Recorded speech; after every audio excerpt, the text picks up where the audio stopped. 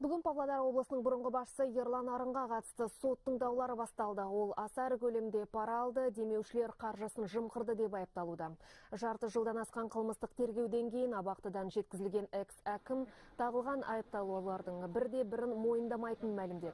Оның үстіне жәбірленуші ретінде шақырылған кәсіпкер Илья Тереченко айыпталушының жеке өзіне ешқандай шағымы жоқтығын жеткізді. Қайырымдылыққа бөлген 1.650.000 теңгені сол кездегі әкімнің орынбасары Арслан Әбдіқалықовтың қолына табыстапты. Сот ашық түрде өтеді деп жарияланғанымен қорғаушының өтініші бойынша фото-видео түсірілімге рұқсат берілмеді. 1,5 сағатқа созылған тыңдаулар түстен кейін жалғасты. Тағы бір айыптау облыстық кітапхананы қайта жөндеуге қатысты.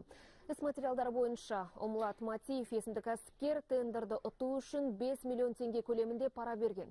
Мұнда да делдал арқылы деп көрсетілген. Сот залына жиналған қоғам қайраткерлері Арынның ақталатынына сенім артып отыр.